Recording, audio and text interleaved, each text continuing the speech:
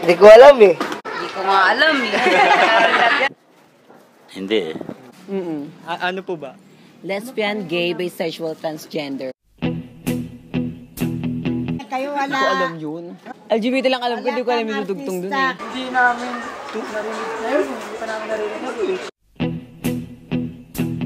Pwede ka sa babae, pwede ka sa lalaki. Pwede ka magjowa ng babae. Pwede ka magjowa ng lalaki. Orientation mo dalawa kasi parang from the word bi. Parang kung anong feel mo, yun.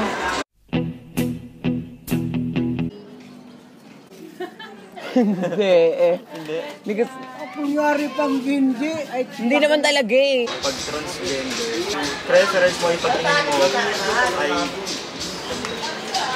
kung gusto mong maging babae, kahit lalaki ka, ayaw mo yan. Gusto mo maging babae. Diba yun, wala ako, teka lampas muna. Parang natin yung transgender mo. Natin yung mga nagpaano na. Ewan ko, hindi ko sure ha. Yung transsexual, yung orientation lang, yun lang, pero walang baliktad. Parang Meron ako, kaya lang hindi siya hindi siya nagme-makeup. Ano lang siya, parang ganun lang siya kumilos. Pero hindi siya bakla. Pero may girlfriend siya. Kaya lang naglalaro siya ng volleyball. May kalala. Hindi ko lang sabihin pangalan.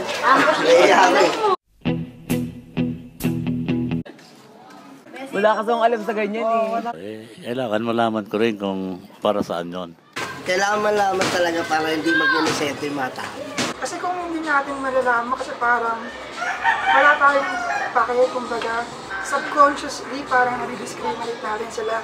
Kasi kung hindi natin alam, parang yung karapatan nila na di-disregard. Mas maganda yung kung sa tao mismo magsimula. Respeto lang sa mga kahit anong orientation, kung anong gender nila. Pero kung i-encourage ko yung iba, sila na bahala. Kasi mas maganda kapag sarili nilang pag-iisip yung sarili ng paraan yung pag-respeto sa iba. Lalaki, babae talagang dapat eh. Hindi pwedeng babae sa babae, di ba? Babae tsaka lalaki para mag-asawa talagang tunay. Kasi yung iba, gusto bakla, pera lang ang hanap nun. Kung kolbo yung lalaki, yun ang trabaho niya eh. Pera ang kailangan niya. Kung medyo pogi siya, puhunan niya yun. Parang ganun sa sa mga tomboy, kailangan din nila chicks na maganda. Hindi naman nahanap ng pangit yun eh. Pangit na siya, kaya lang may pera din siya. Kaya hinanap niya medyo may tsura. Pag babae, lalaki partner. Hindi pwedeng babae sa babae.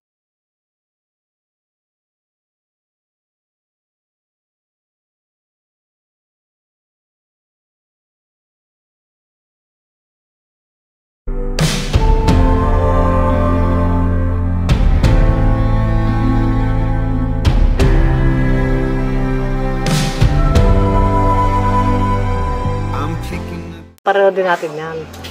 Diba? Kaya hindi natin dapat usgahan. Diba?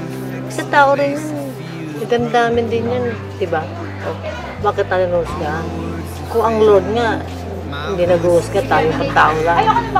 Diba? So yun. Unspoken.